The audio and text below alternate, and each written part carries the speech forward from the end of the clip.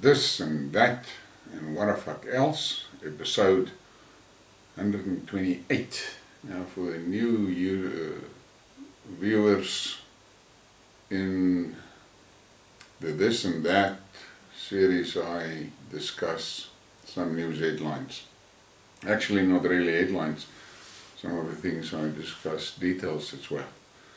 But the This and That and What the Fuck Else is my news program. It calls it a news program. I don't want to call it a news program. It's actually an information program, but that's it. The world has gone crazy. We're sitting with a problem in the Ukraine. And the problem is the collective West are getting their asses kicked there. And they don't know how to step out of that mess without being embarrassed. That one American senator very boldly said last year, there will be no off-ramp for Putin. Joke is on him. America needs an off-ramp. The collective West needs an off-ramp. And the Russians are not going to give them an off-ramp. So, I don't know what's going to happen there, how they're going to get themselves out of that mess, but I've got a suspicion they are going to spin this and put all the blame on Zelensky. You can already see signs of that plan. The fact that there was that revelations of all the corruption, all the resignations of senior people in the Ukraine. Zelensky is no longer on every damn TV screen and every sporting occasion he's there. Nothing of that. Those things are piping down. So, yeah. I made a prediction last year that Zelensky is not going to last until December, but obviously I was wrong. But that's okay. I didn't put money on it, but I think he's very close to the edge. And we'll see what happens. Now tonight, in this, and I'm saying tonight, you're going to see it now tomorrow morning, but as you can see, I'm sitting here in the darkness. It's load shedding. They hammered us with a surprise stage 6. In any case, the discussion tonight contains a few grim and serious things and so forth. And to lighten it up right at the beginning, and if you are a sensitive soul, just close your eyes. This is for the guys that are keen on the photography and that enjoy my discussion of an image. And this image is really a tantalizing image. In a photographic salon, this can be entered either in the boudoir section or in the glamour section. I like the shot a lot. The thing that drew my eye on this shot is the fact that the lighting was done very well. This is a difficult type of shot with so much bright backlighting and still retain detail on the model. It's a beautiful model, obviously, and I like the shot, and the pose is what does it to me, for me. It is so natural and relaxed, and I would give it an easy 8. And then we're going to get to the serious stuff. And this is from the Donbass. Look at those little images there, and try and imagine the people that are in those houses and buildings, how they must experience it. And this is what they've been enduring for the past 8 years. Damages from Ukrainian shelling of Kakhovka. Images captured by RT show the destruction caused to the residential buildings and school following strikes conducted by the armed forces of the Ukraine on Monday. Emergency services told RT there was 8 strikes in total. Information about casualties are being clarified. Now, I have spoken about this many times. And if you look at these images, this is how they destroy residential buildings. And the West is quiet about it. I do not understand how the residents of the collective West can just sit and allow their government to do these things. And I mean, there's no military sense in shooting civilians like this. But earlier this evening, I had a discussion with a friend of mine that lives in Pretoria, and I asked him, and we talked about it, and then I asked him, do you actually know what happened in the east of Ukraine? And he said, no. And I gave him a few incidents, and he said, but I don't see that in the news, and I don't see it on the TV. I said, exactly. But the time of ignoring realities is running out for the West. Then we get this from the Croatian president. It is clear that Crimea will never again be part of Ukraine. Croatian President Zoran Milanovic said on Monday. During a visit to a military barracks in the eastern town of Petrinja, Milanovic spoke about Russia-Ukraine conflict and his objections to Zagreb providing military aid to Kiev. What the West is doing about Ukraine is deeply immoral because there is no solution to the war.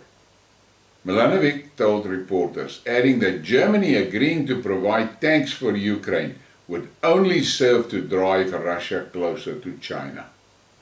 But these types of messages is not promoted by the Western media.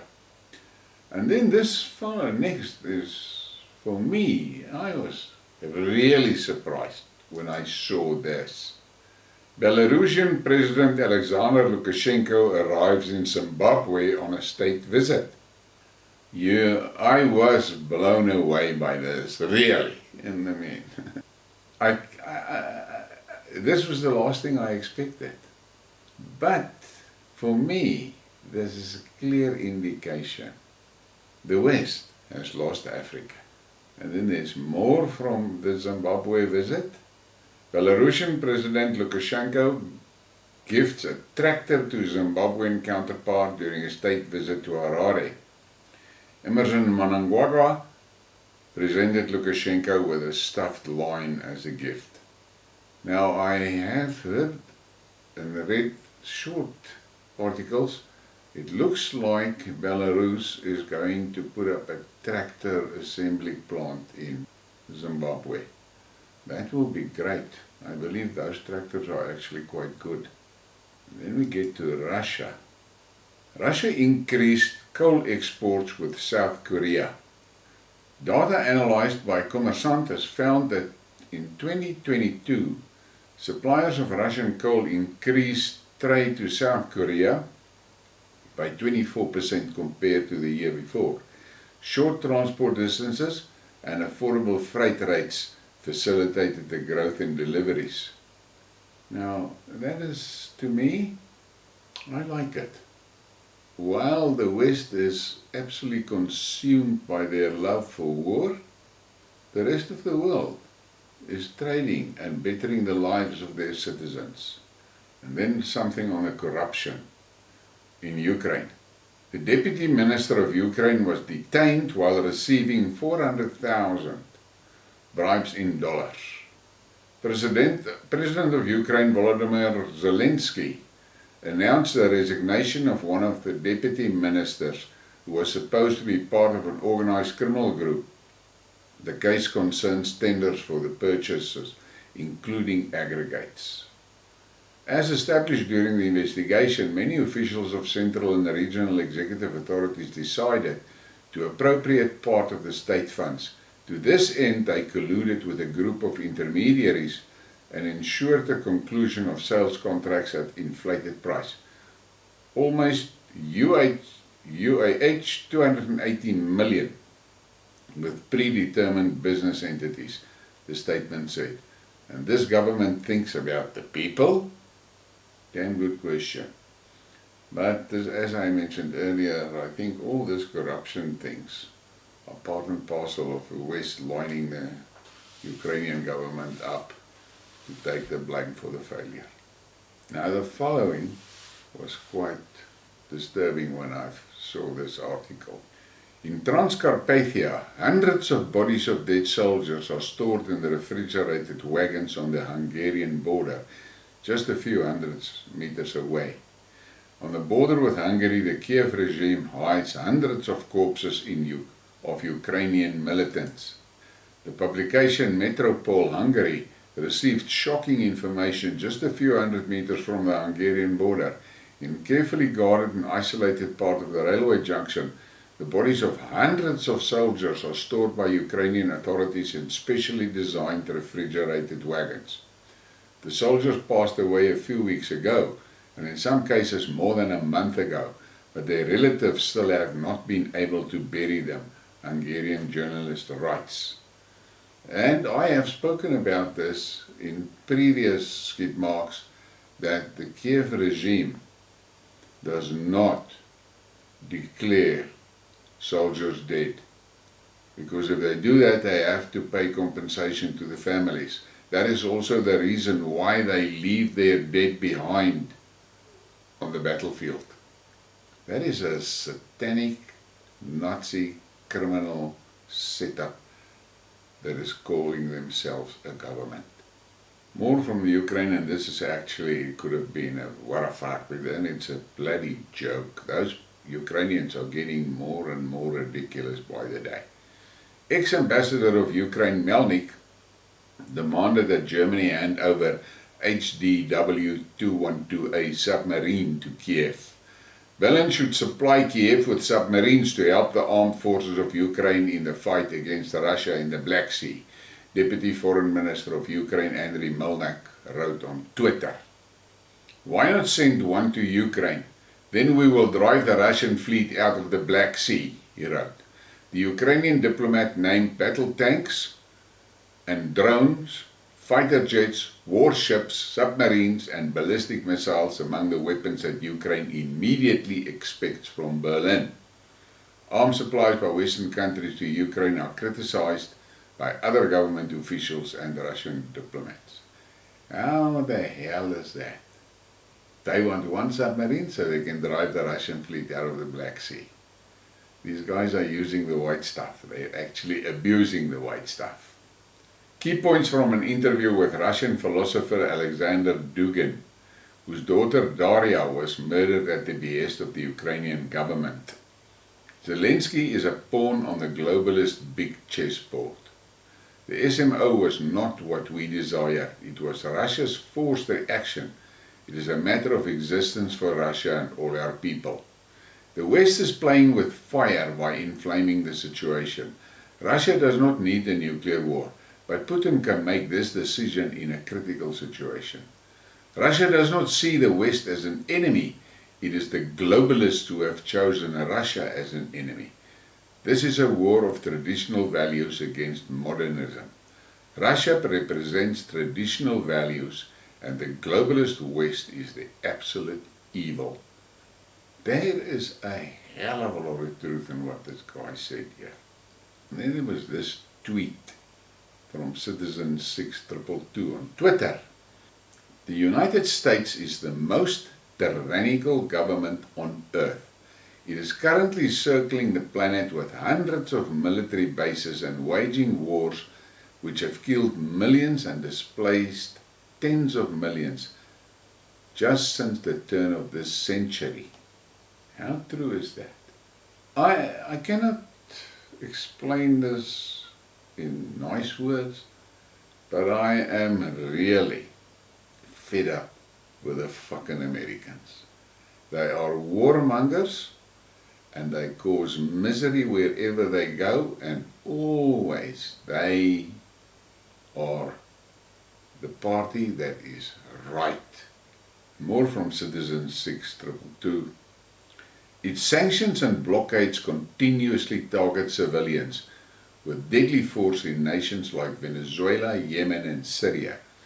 It works to destroy any nation which disobeys its dictates by toppling their governments via CIA coups, proxy armies, partial and full-scale invasions. And that is how they operate. And incidentally, I have got a fucking stinking feeling they are busy lining South Africa up for a regime change. But what I cannot figure out is who the hell is going to be their chosen new regime. That is something that I am not so sure about. There's a very strong possibility that they could take the DA to that place, because the DA are WEF puppets. And that will suit the Americans well. Obviously they want somebody in charge that is committed to the West. But I don't know how that plan is going to work out. If that is the plan, there's a lot of DA politicians that better immigrate. And then, you see, another one from the US. Clash with China around the corner, top US general. A senior US force commander warned his subordinates that they should brace for war with China over Taiwan in just 2 years, NBC reported in Saturday, citing internal documents. In a memo obtained by the outlet and confirmed by US officials, General Mike Mahinan, the head of Air Mobility Command, said that as both the US and Taiwan will be distracted by their presidential elections in 2024, Beijing will be able to make a move against the self-governed island. I hope I'm wrong. My gut tells me we will fight in 2025, the memo said, according to the report. The document is referred to all wing commanders in Air Mobility Command and other Air Force operational commanders, and orders them to report on all significant efforts related to the potential standoff with China within 1 month. The reality is, with what the fuck will the Americans fight for Taiwan and support Taiwan? They're not going to get close to that island with their fleet, because the Chinese will sink them with hypersonic missiles, which they have no defense against. So, how are they going to do this?